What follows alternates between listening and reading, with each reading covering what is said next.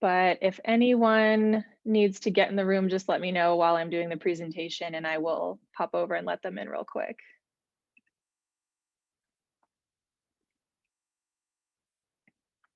Here we go.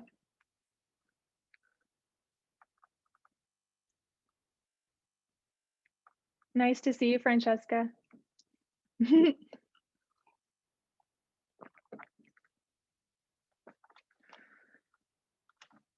So to borrow from Disney's, oh my God. I can't think of it right now, the Greek god movie. This one is called Zero to Hero. And so basically how to get from here to there. So I'm gonna share my screen.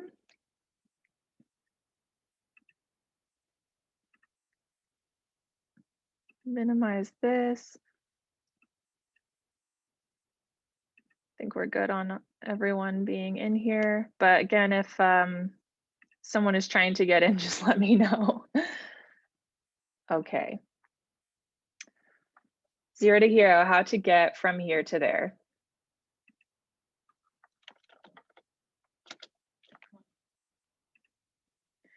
So this is the question that Kylie asked. How can you get opportunities as a newbie blogger, especially in current times? And how can you start building a media kit?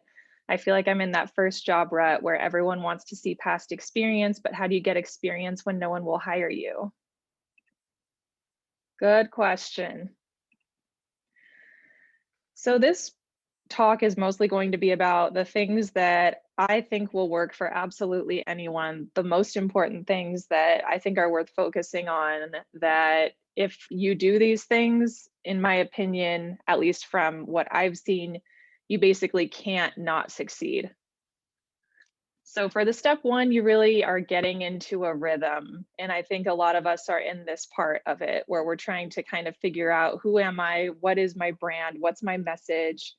And how can I communicate that message to the people who I really want to reach? And this point of your journey is going to, for most of us, take some time. So I think having another job or another income option while you do this is a good idea.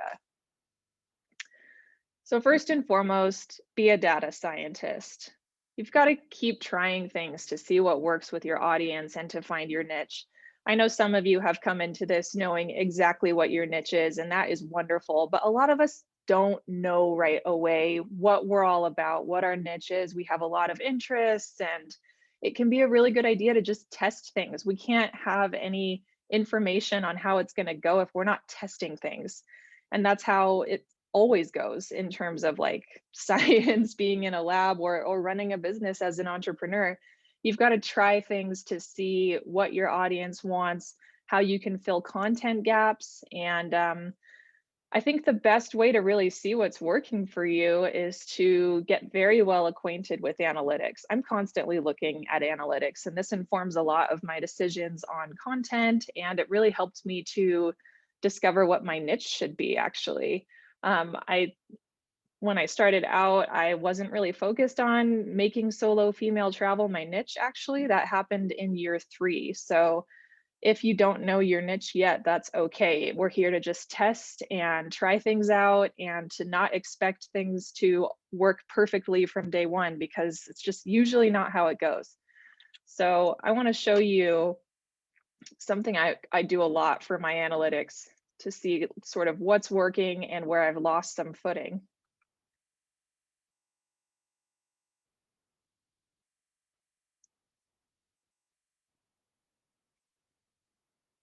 Zoom uses a lot of bandwidth, so this is often slow. So this might be small for you, but right here, I'm basically comparing the last month of this year with the last month of last year. And I want to see where I've gained footing and especially where I've lost it. So your first page is probably going to be posts where you've gained some footing.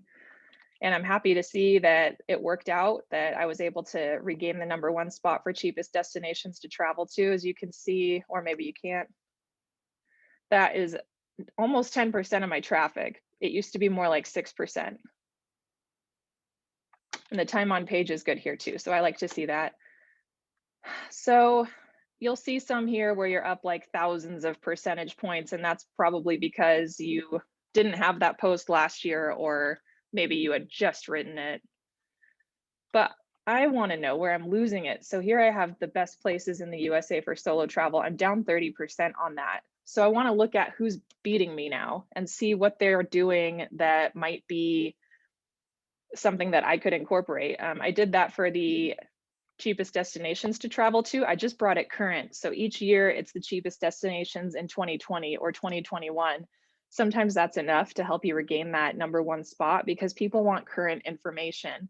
What I also did is recorded a video to put in there. And I've done the same thing with the best places to travel alone in the US. So we haven't edited it yet, but that's going to be what my test is to see if I can regain that number one spot. And this is where you'll start to get even juicier data because I'm on page 2 now. This is where I've really lost a lot of footing. I'm down almost 50% on things to do in Tulum. If I look at that post, I honestly haven't updated it in years. So it's time to go back and update this post and see if I can regain that number one spot. So this is one of the things that I'm always doing to see if I can get farther than I was yesterday. See if I can regain some of the traffic that I've lost and work smarter, not harder. So that's just one thing to do in analytics. We do have an entire tutorial on analytics that you can find in Teachable. It's a few months back, but do get acquainted with it, learn how to use it, and make sure that you are always looking at the places where you can improve. Deep dive into the success stories of other bloggers too. Remember, we did that a few months ago as well when I recorded myself looking into the Journey era to see what he's been doing to grow. And this is something I recommend that you do because you can get so much good information here. You can see where someone's turning point was. You can see what they might have started doing differently around that turning point. And it's informed a lot of my decisions moving forward as well. I take a little bit from each thing I learn and put it into my own thing. So I'm never copying anyone, but I'm at least being able to sort of see where they've had success and is that something that I can replicate for my brand? And be willing to do this testing for a while because building data by nature takes some time. So that brings me to having patience. It takes time and that is normal. I know that so many people these days brag about how much success they're having and how quickly, but the problem is you're just at the mercy of are they even telling the truth? Like when I did that deep dive into Journey era, he was making a claim that he had higher traffic than he really had. And I could look into that because of the SEO tool that I have. So do keep in mind that what people tell you, people tend to, make themselves look a bit more successful than they are. And I don't want you to compare yourself to someone else's outside when you don't know the inside. But you can learn a lot from the deep dive. So I do recommend that. And you really must define your brand, niche, and focus. And everything you do has got to go back to that central purpose. So when you sit down to do some work, you have to ask yourself, is this going back to sort of my central purpose, my bottom line, my readership? Like, is this in some way of service to them? And you must be very connected and driven to complete the project at hand before picking up others or more. Otherwise, remember, we're spread too thin and we basically can't give all our energy to our MVP, our most valuable player, if you will, which is going to be the thing that drives our business forward. So remember the 80-20 rule, where we've got to look at what 20% of our efforts are yielding 80% of our results. It's pretty much always this way, where there's something that's sucking our time that shouldn't be because it's not giving us the return we want. And again, this is just something you learn in time. It's okay to experiment and to waste time here and there because in hindsight, it's only obvious that you've wasted that time. But sometimes you just got to try things in order to know that. So I would find another income source while you're doing this so that you are able to survive basically and don't have to give up. And just to remember that it's really a journey. The image that I have here is one of the first pictures that I ever took. It was in Cambodia on like week 2 of my blogging and travel journey. And so I just like to look at it because it's not a picture that I would take these days, or I would probably just style it a lot differently. I would probably put a person there in order for there to be sort of a line of sight. I would center it more. So just know that when you're starting out, your taste is going to probably be a little bit higher and more elevated than your abilities, and that is just what it is to be an artist. So everything will stem from your autonomous, innovative, and improvised actions. And it's just one big science experiment, and it's fun, but above all, it's a journey. It's not an end result. It's definitely not a one-time event or a sustained single experience. It's going to be ups and downs, and that's really just part of it. So expect that it won't be that sort of hockey stick analogy where you just go up, up, up forever. So in my experience, the following is a formula that always works, if nothing else.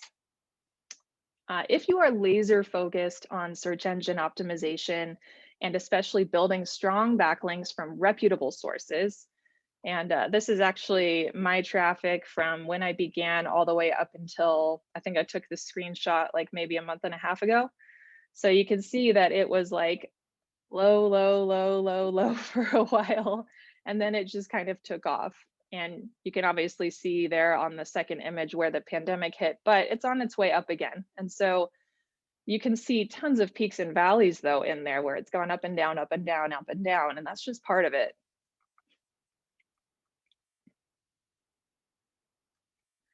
So I want to show you Ahrefs real quick. And I've shown you this before, but I want to just point out once again that the bloggers in the world who have good traffic and are making good money are very concerned with having a lot of strong backlinks, which you can see here, and having that organic keywords be up.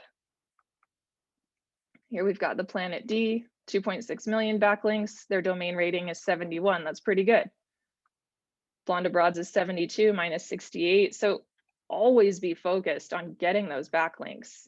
This is Nomadic Matt. He's stated before that his strategy is always to build backlinks, and he's very good at getting strong backlinks. And look at where his organic traffic is, 443,000. The weird thing about this program is it's not really recording your true traffic. Like mine is not at 131, it's much higher than that. So his is probably actually more like 1 million per month. Again, he's been at it for a while. He is very good at analytics. And so I'm just showing you this to show you how important search engine optimization really is, because for all of us that you see on this page here, that is our #1 traffic driver.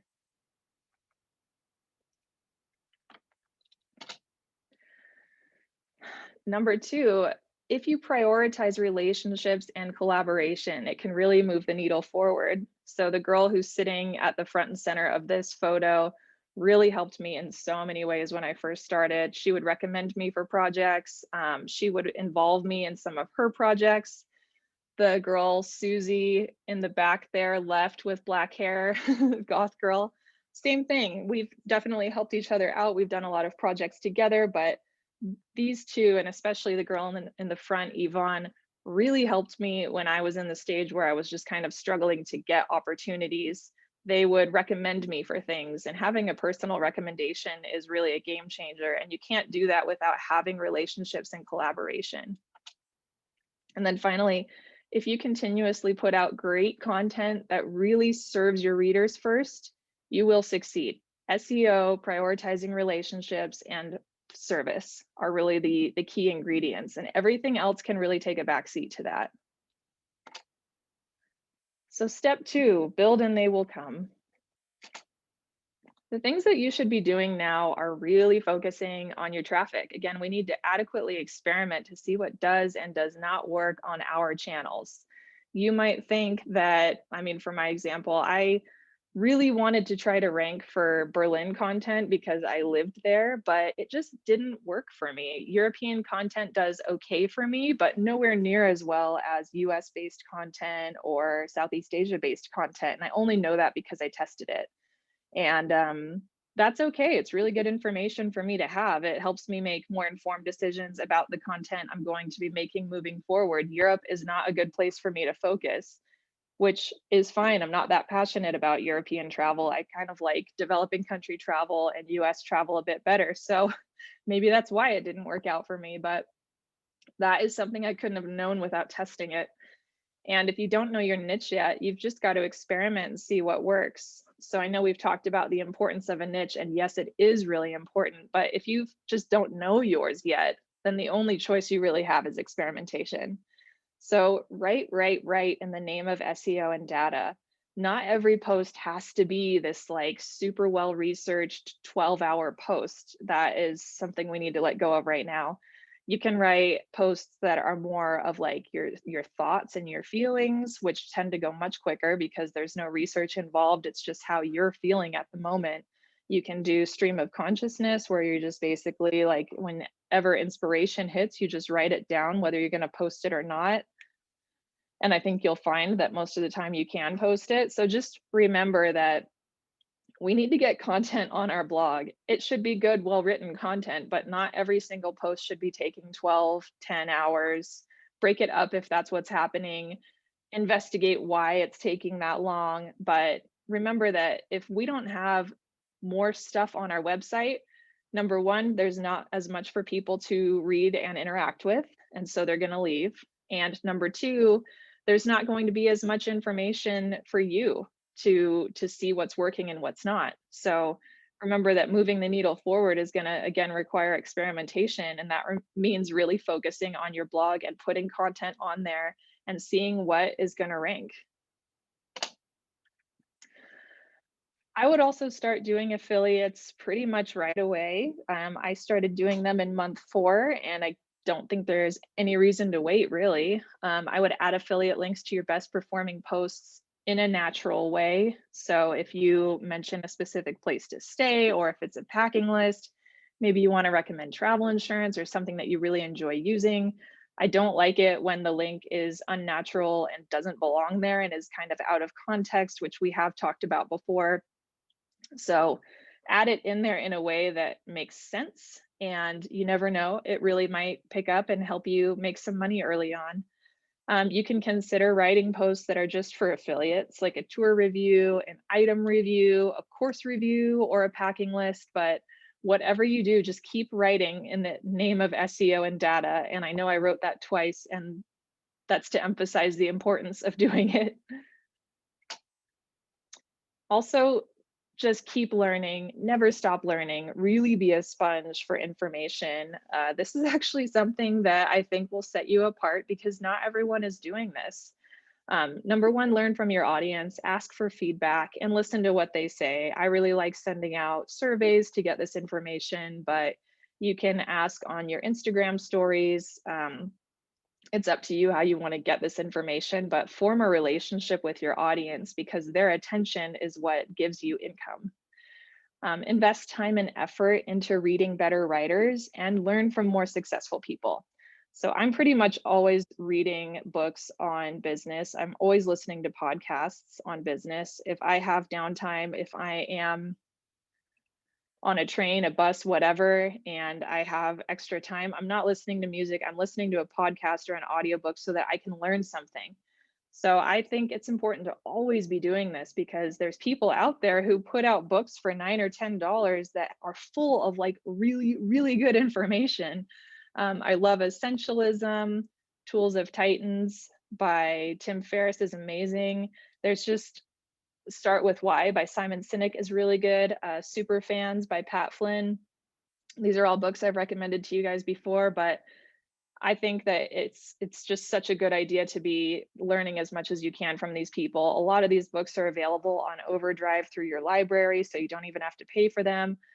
Listen to podcasts. Smart Passive Income is very helpful. Just keep taking on all that information. You don't have to always buy a course in order to get really good info, although I do think it's a good idea to buy courses as well when you're ready to apply whatever knowledge they're offering. But you don't even have to be spending tons of money to be putting yourself way ahead of other people. Just invest in learning. Do also read novels by really good writers because it will inspire you and make your writing better too, I promise. Really make the most of your time by filling it with things that move the needle forward.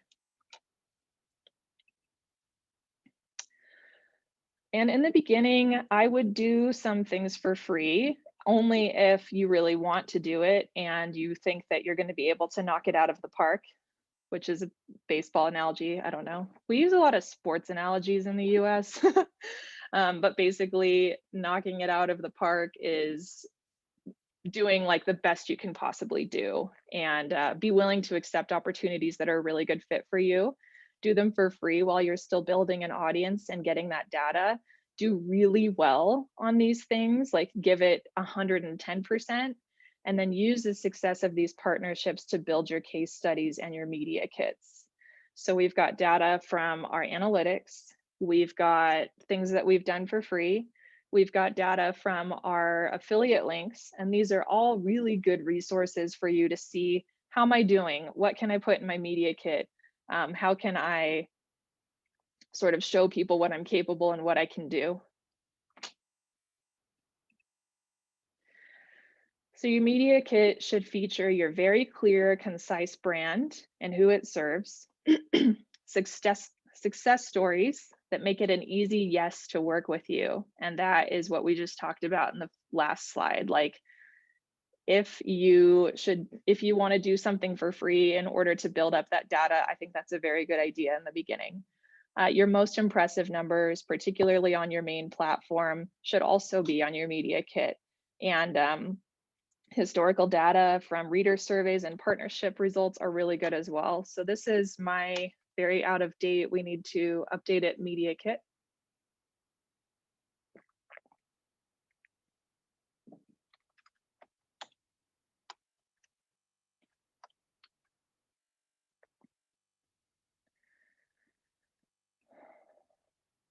Okay.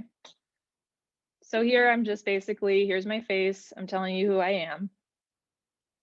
Now I'm telling you what Be My Travel Muse is, but the most important thing is, who reads this? So if a brand looks at this, they will know, okay, she's got a mostly female audience. I can see clearly what their age is. I know what they're even spending per year on travel and where they're based. These are all very important metrics that clients are going to really care about. How do I know that? Well, I've pulled it from Google Analytics, but I think the most important data really comes from my reader surveys, because this is my most engaged audience members. And so these are the ones who are telling me what they read my blog for, what they're interested in, and also how many people have actually made a purchase based on what they found on my website.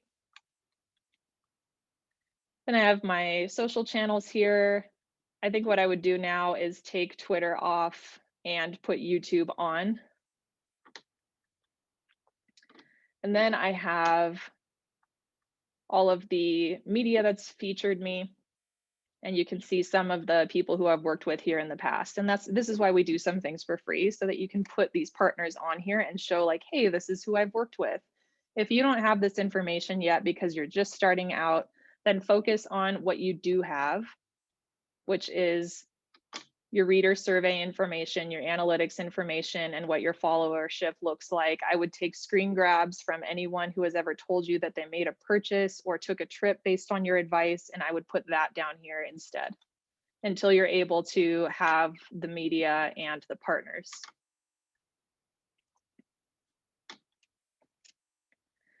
So here's where to find work for now to keep your income up while you're working on your most important things.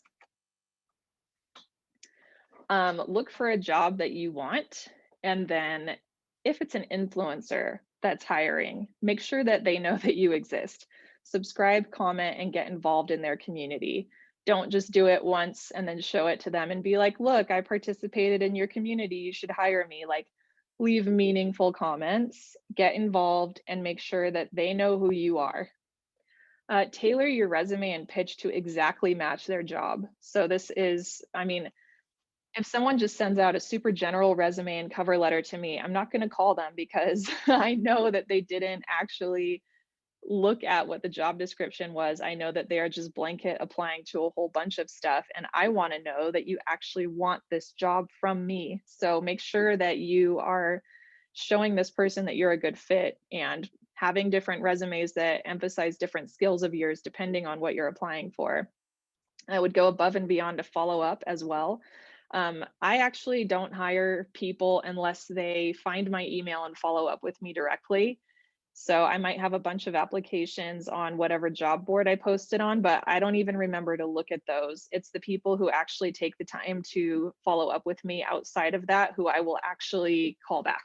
So I know I'm not the only one who feels that way. If someone has gone to the trouble to actually reach back out to me, to follow up with me, to tell me once again that they think they're a good fit and that they really want the job, I'm a lot more likely to be like, okay, then I can tell here that you're dedicated and that you really want it. So find their email. You can look at LinkedIn as well, and you can also find them on social media. I like to often send even a voice or video note to show them who I am and let them know that I'm serious about it. Um, Also check if you have anyone in your network who can put in a good word or facilitate an intro. This is probably the strongest thing you could do. So if you want to find work, there are lots of options. Satiated Artists is a VA matchmaking service that someone I know hired a VA from, and he was speaking super highly of it. You can join Facebook groups. I know people have found a lot of work that way. There's also VA forums, and let's see, I'll show you this one, virtualassistantforums.com. So this is a place both to ask questions, but also to get some tips on how to actually build a virtual assistant business and how to market your services. And I think from time to time, there could even be some jobs on here. ZipRecruiter is another one. So I'm on ziprecruiter.com/jobs/virtual assistant. And here I've got a bunch of stuff. Not everything is going to be a good fit for you, but you might find something on here that's worth applying for. And then this one is vanetworking.com. And this is also basically a matchmaking service to help people find VAs. So these are just a few examples of what you could be using. I've heard Facebook groups are pretty good too. Which group you should join, I can't really tell you. If anyone here has had success looking at certain Facebook groups, let us know. I haven't looked for VA work in a really long time, but I mean, you can find so much just on Google or Facebook, so be willing to look around. It's going to take a little bit of time to find opportunities, but it's definitely worth looking so that you can support yourself while your blog is getting off the ground to make you money. Once you have the job, figure out what you can have someone else help you out with and hire out some hours for both your own blog and this job. If you can't hire someone else to do the VA work to help you out with it, then hire someone else to help you with your blog. There's tedious things that go along with doing a blog that are annoying. And so if you're getting paid $20 or $25 an hour at your VA job, turn around and offer someone an internship where you're paying them maybe closer to $10 an hour or whatever the minimum wage is, wherever you're looking. And we did talk about this in a presentation a couple months ago, I think, or maybe it was even last month, where we talked about how you can make this work out mathematically. So go back and watch that if you haven't, but hiring someone else to help you is a real level up, and figuring out what it is that you want to pass off to someone else so that you can get more done. Do a great job so that you keep the hours, maybe even get additional hours, and they recommend you to others who ask, and be an asset so that you can eventually ask for a raise as well. I mean, ideally, you'll be doing this under someone who is some kind of blogger or online entrepreneur. So the other objective here is to learn as much as you can. Step 2B, these are really the two biggest things. One is a great handle on SEO and strong backlinks. And I know I'm bringing this up a second time, but this is the single biggest traffic driver for every single travel blog that I'm aware of. And strong backlinks, yes, doing roundups and collaborations can give you a little bit of link juice, but it's major media and major news that is where the magic is. These are the ones that are going to really elevate your brand. You've got to get mentioned in some of these in order to really get to the next level. And you're competing with people who are getting these mentions from the New York Times, from Vogue, from BuzzFeed. So just know that if you really want to get to the top, this is what you need. And you can freelance write for publications as well. You just need to send very strong pitches, let them be very concise as well. Don't just reach out to someone and say, hey, I'm going to Paris. Like, do you need anything? Say, hey, I'm going to Paris. I noticed that this particular topic has not been written about before. And, this is exactly what I plan to say. You need to be making their job easier. Don't make them to come to you with the idea. And let your blog be your resume booster, especially if you've got a strong network that you can also show them, like, hey, if you publish me, then my whole audience is going to see it too. I'm going to share it on my social platforms. I'm going to link to it on my own website. Like, this makes you more attractive than someone who's just a freelance writer who doesn't have those things. Do be looking at the Help a Reporter Out pitches. I get, I think, 2 per day, and I look at every single one and I pitch every time it makes sense. It only takes like a few minutes, so do this. You never know if you could get a major media backlink. In fact, this is sort of the fast track to getting one of those. And major blogs could also feature you if you have something powerful and relevant to share. And then in terms of getting these major media features, I think I am going to talk about this a bit later, but you've got to be really clear on a niche in order for them to find you on Google and decide that you're the right resource for whatever article they're working on, because it's not always you pitching. Sometimes it comes to you. You need a visually appealing website, regardless of where you're starting from. Always be working towards better imagery, more creativity, and more wow moments that make people love your work and want to come back, and most importantly, recommend it to other people. So I know we can all think of examples of travel blogs like Nomadic Matt, where maybe photography is not their strength, but he's been doing this for like 15 years. So you can't compare yourself to him. If you want to do well now in 2021, you have to have good imagery on your website. So get good at photography. In fact, don't just be good, be great. It's very important. This is a visual thing we're doing. Traveling is a visual thing. You got to show people what it looks like there, and most importantly, how it feels to be there. And this is where the creativity and the wow moments really come from. So this is my Mediavine ad earnings. I took this screenshot yesterday, and this is why I want to emphasize to you the importance of just having a very strong blog.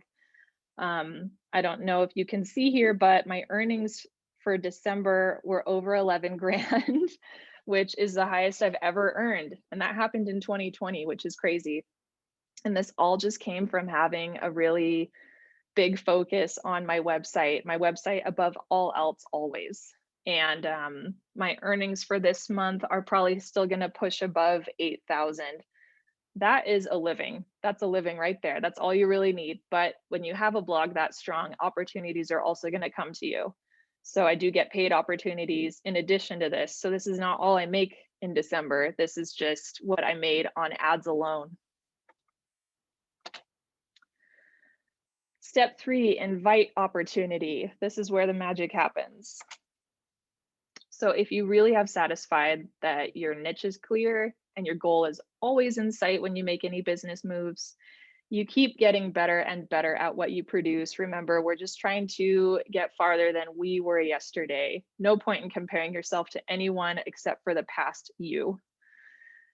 And you're starting to attract major media attention and followers because your work is that amazing, that unique, and that valuable. And you're laser focused on better SEO and building those high value backlinks. That's when things are going to start coming to you. So it's not always that you have to be out there like making things happen, pushing the needle forward. There has to be some balance. So remember that a lot of the things that are going to end up happening are going to be things that come to you when you least expect it. And it really only takes like one big thing to lift you up. So when we've had our interviews with other bloggers, a lot of them had this moment where one thing happened for them, probably not even the one thing that they planned on or thought would happen for them, that really lifted them up. So for Kristen Bohr with Barefoot Theory, it was having a van life video go viral on YouTube. I'm sure she wanted it to go viral and tried to make it go viral, but You never know what it's going to be. For Sylvia, it was moving to Norway, ended up being a game changer for her. For me, it was writing that book, Conquering Mountains. Yeah, I hoped that it was going to push the needle for me, but a lot more happened as a result of me releasing that book than I even bargained for. So you never really know. A big media mention could be a game changer, a wonderful partnership or the perfect opportunity. So it is important to be a go-getter and make things happen, but it's often more important to also just watch and see what works, to keep tending to your garden where it's growing, listen and keep elevating your passion and creativity, and you will also attract the right opportunities.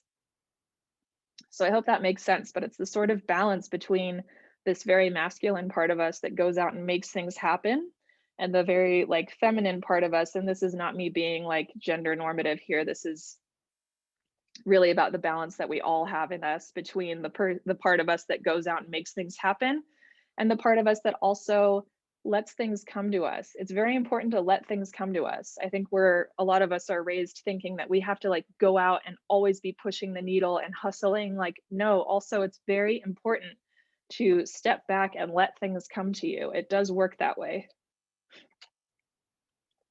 So your big break could come from the relationships that you build. It comes as a result of you putting in hard work, not just on your brand, but on yourself too. So as you grow, you've got to remember that caring for your own mental health is really important. It comes from continuously learning, experimenting, and dedicating your energy to being great at a few things, not just good or okay at everything.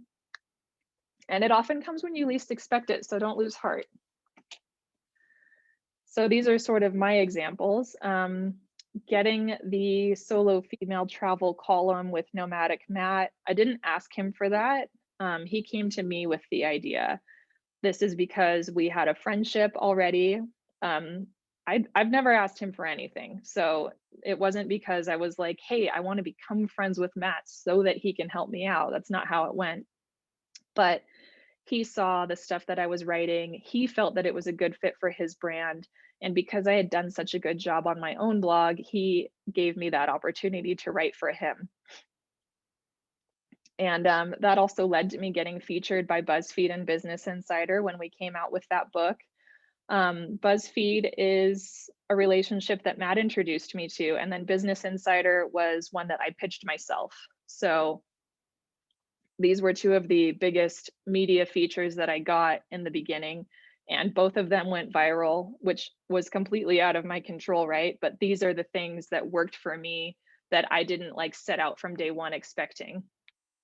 I asked to be featured on the Smart Passive Income podcast recently. That was pretty big. And then the Washington Post, New York Times, and Vogue all found me. I didn't actually pitch them. So it's because they were researching someone who could speak to solo female travel as an expert. And they just ended up finding me. So every now and then I would just get an email in my inbox where someone wants to feature my advice. And the reason why is because my niche is super clear. And I've worked really hard on search engine optimization so that I can be the one that they find when they're doing their research, finding article sources. So remember that it's not just about what you go out and get, it's about what comes to you. And then Pete and Matt are my tour partners, and they also found me. So I remember at the time I was thinking about starting to run tours. I wasn't really sure how to go about it. I knew that the planning part was not going to be my strong suit. And then as soon as I started having these thoughts, really like within a few weeks, Pete had reached out to me and asked if I was interested in partnering together. And I told him, I don't know because I don't know you. We need to go on a trip together first. So we did that and it was awesome. But that was kind of the proof of the art of manifestation right there for me, that I didn't actually have to go out and find all these people or these opportunities. A lot of them came to me because I was doing the right stuff, putting my audience first, working on search engine optimization and putting out really good stuff that always goes back to serving my niche and my central purpose. And Pete, by the way, found me from researching Patagonia.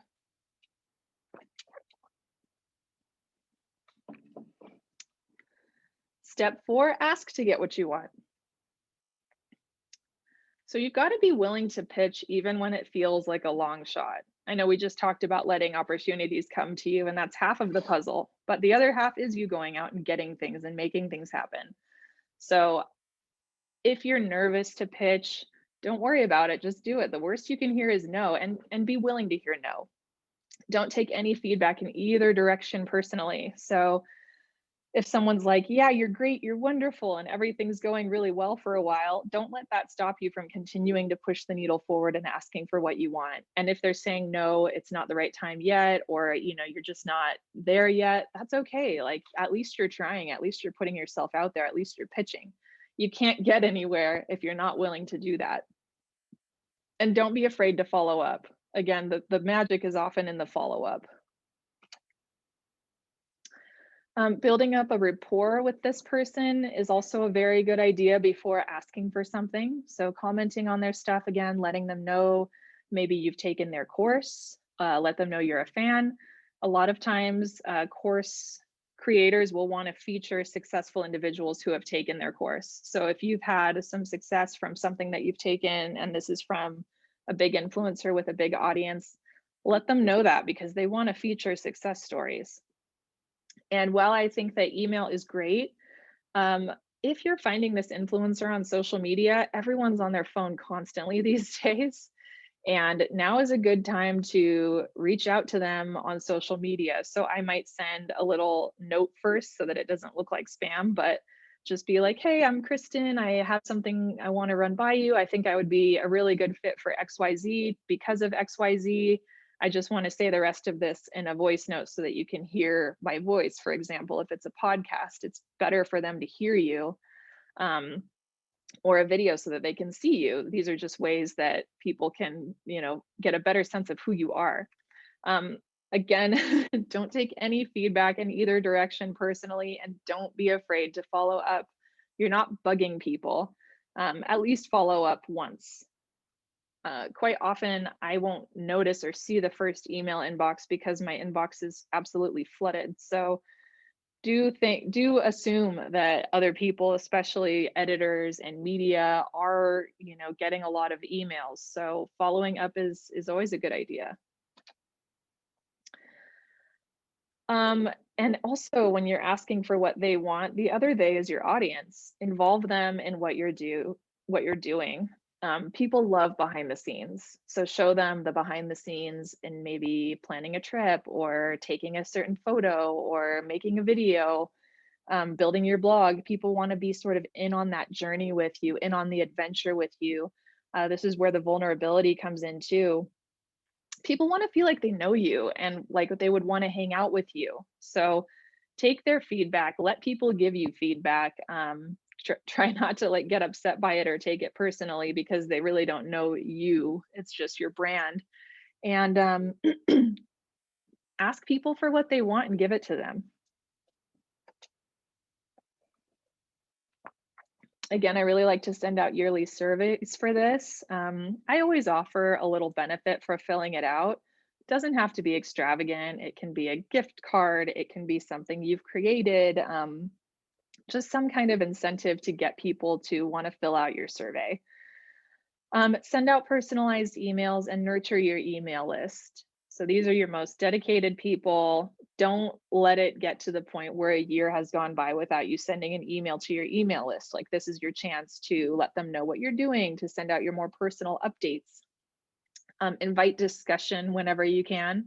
So this is not just like a one-way mirror. You want to actually be inviting people on your journey. You want to ask them questions. So you can do that in comments, you can do that in social media, but make sure that people are getting a chance to like have discussions with you, and keep providing value in ways that others aren't. If you're vulnerable, then people will be vulnerable with you too. And that's really powerful stuff, which is another reason why we're having Brenna come on this month to talk to us about writing vulnerably, because I've seen at conferences that people are like fangirling over her, and she feels, I think, like she has a small audience, but I'll tell you what, they're dedicated, and that's what seriously matters. So if anyone wants to jump in and state what these women all have in common.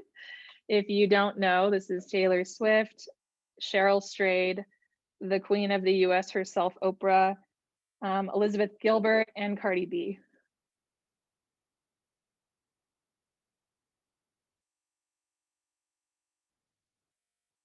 What would you say they all have in common?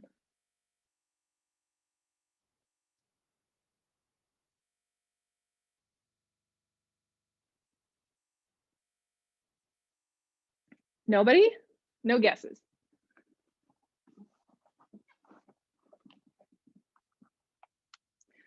All right. Well, I feel that they are all very vulnerable. Um, Especially like let's take first example Taylor Swift. She writes all of her own songs and almost all of them have to do with her relationships and her real life experiences. This is why her audience is so in love with her work. This is why she's like the most successful female artist of all time because she didn't just take songs that were written by someone else and performed them. She really put all of her emotion in it, and her songs are incredibly vulnerable. Cheryl Strayed, if you haven't read her work, do, because she's a fantastic writer. She's written Wild, which was turned into a movie, but she also wrote Tiny Beautiful Things, which is an incredibly vulnerable advice column. And she used to do that anonymously, but then she turned around and published the whole thing. And she's willing to talk about her addictions. She's willing to talk about her sexual abuse. Like, she's willing to put everything out there and be like, yes, I'm a flawed human. And obviously, she's invited so much criticism, but she also wrote a book that was so successful, it was turned into a movie and was put on Oprah's book club. And I think as you read, when people are super vulnerable like that, it's just like, wow, we have so much more in common than we think. And social media is a place where everyone is putting just perfect stuff out there. So if you can be the person who's like being real, it's a game changer. Oprah as well, super vulnerable, really good at getting her guests to be vulnerable as well. Elizabeth Gilbert, if you've read any of her work, you'll know that she's also very vulnerable, very honest in her writing. Cardi B as well, she is super vulnerable. And I know it might seem like she's a weird person to have on this list, but she is incredibly smart. She will openly talk about, how her body changed after having a baby, openly talk about her experiences in the past and how she had to really hustle in order to get to where she is today. She is incredibly smart. And if you don't realize how smart she is by what she puts out there, then you're not paying attention. All of these women are really good at being vulnerable. And that is why they have such loyal fan bases, because people really feel like they know them. Step 5, never stop. This really is, I think, the biggest thing. If you just refuse to quit, you can't fail. I don't even know if this is true that Vera Wang planned to be an Olympic figure skater, but maybe. A lot of people, it took them a long time to get to where they are. And I think the most common thing about successful people is that they just don't quit. And if you don't know who Vera Wang is, she's an incredibly famous designer. And I've just found that a lot of people who are doing really well now, I mean, I knew a lot of them. A lot of us started around the same time. And I can tell you right now, a lot of us were struggling with money. A lot of us moved to Southeast Asia so that we could keep going. A lot of us took up like odd jobs so that we could keep going. I came back and sold my car. So there's a lot of things that happen in the early stages with people that you might not necessarily know about because you're just seeing the end result. But for most of us, it takes years and a lot of dedication to grow big. So just because you're starting out, though, doesn't mean you have to struggle while you build. Remember, it's worth it to get a job where you can support yourself and also learn something. And so that's why I'm a big fan of these VA opportunities. So find freelance opportunities, do them really well, and hire people to help you. This is the biggest thing that I would change if I could go back in time, is to hire people earlier. So let's do the Q&A.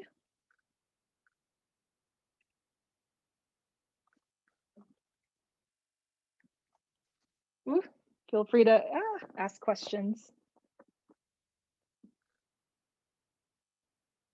I hope that helped to answer your question, Kylie.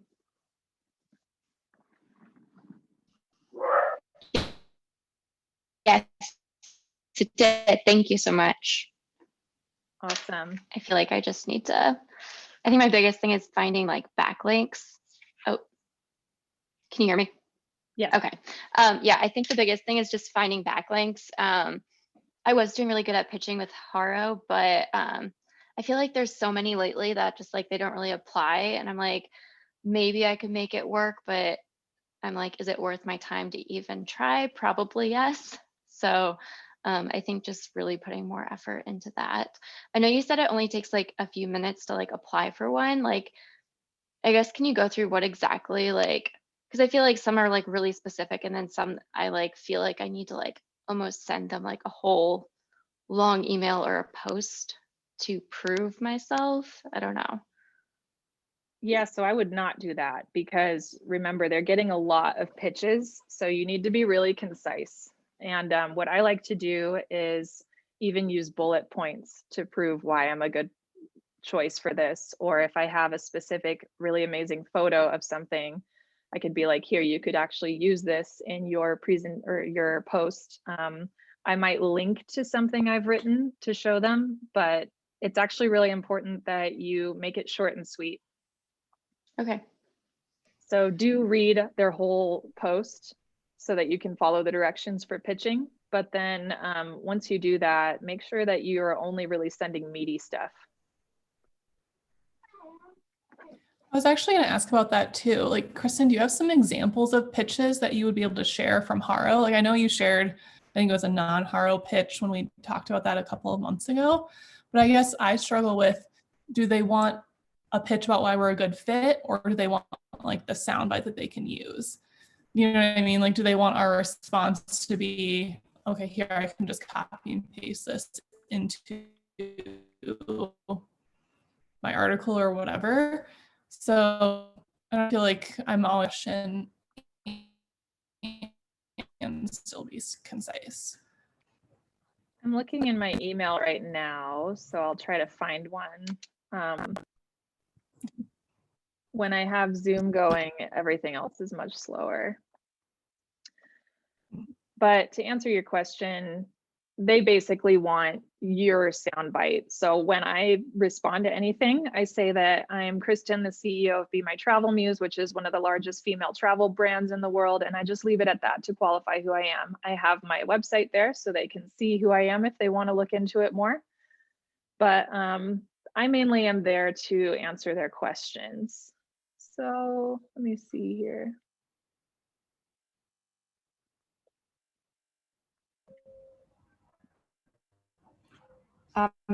Yeah, just to add to that, based on my experience of pitching for Haro, I've never really like said who I was.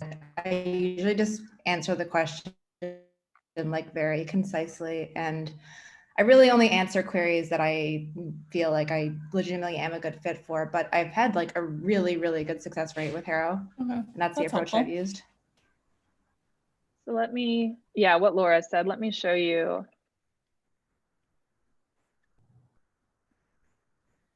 So it's a one sentencer here. This guy, Nicholas, was working for, I can't remember now. I want to say it was Thrillist. And he was just like, hey, has anyone worked or lived abroad? Just let me know who you are, and then I will let you know if you're a fit. So I just said I have my pitch title, American Working Abroad. I worked in Germany as a freelancer, Be My Travel Muse for 4.5 years. I had a specific visa there and paid all my taxes there as well. If my background would help, I'm happy to answer your questions. And he ended up featuring me. So he did get back to me and he did have some specific questions. And then here again, all I've done is 3 paragraphs to answer his questions. And that's it. Okay. So you want to be very concise. Mm-hmm. Okay, thanks.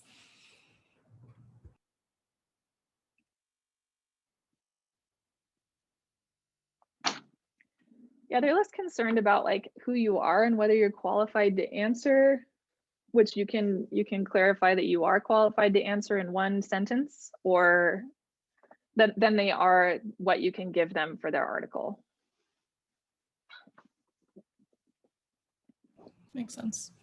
So if you were in their position, how could someone just make it easy for you? Do you want like 2 paragraphs that you have to read on why they're qualified for it? Or do you just want them to tell you what they know so that you can decide if they're qualified or not?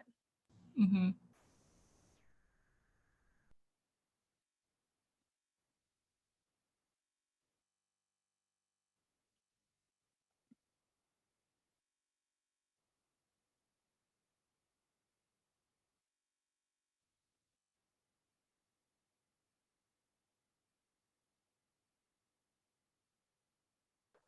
So I have a question. Can everyone hear me? Yes. Yeah. Okay.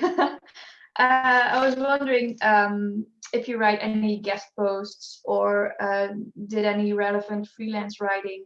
Would it be a good idea to put that on your own website as well, to link to it, or to have like a bit of a showcase of, or put it in your media kit or something?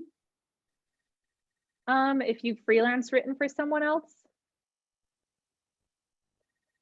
I don't necessarily have that on my website. I do have a press area though. Yeah, but not any, like not the freelance articles you wrote for example, other travel companies or something, travel websites. Well, that depends on what your goal is. So I'm not trying to get freelance writing opportunities at this stage, but if you are, then I would think having a page where you link to articles that you've written could be a good idea as well. There is power in having a one-way link as well. So you just kind of got to decide if you want to give up the link juice. You're not totally giving up the link juice, but if you want to have them featured on your blog as well. I would only do it for the ones that I think are really impressive. What's that? Yeah, okay. Yeah, not every little article. Yeah. Okay. And but is there a downside to putting a link on your own website to a different to an article you wrote or a different website? Is there a reason not to do it? So I've read in the past, and this was years ago, that one-way links are better. You've got this sort of link exchange world where it could look like you've made an agreement to have a link going back and forth. But then again, like, obviously I'm going to let people know that the Washington Post and Vogue wrote about me. And that link is just so strong anyway. I don't think it matters as much in that case. Okay, yeah. Okay. You can always make it a no follow if you want. What does that mean exactly? You're basically telling Google not to decide to index this one and give link juice back to this particular website. There have been studies that kind of prove that even no follow links do still give you a little bit of link juice, but it's obviously better if it's a do follow link. Okay. Okay, thanks. Yeah.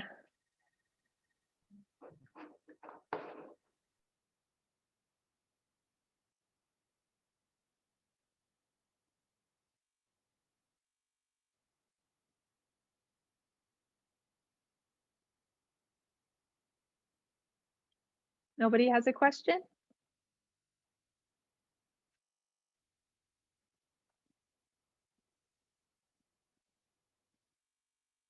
Well, if we're all good, we can close here.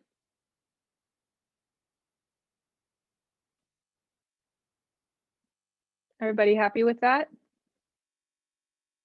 Okay, cool. Well, I hope you have a fantastic weekend. I'll see you next Friday, same time for our talk with Brenna. So bring your questions, definitely read her blog first. Especially the Last Time I Saw You series is really good. So I will see you all very soon. Take care.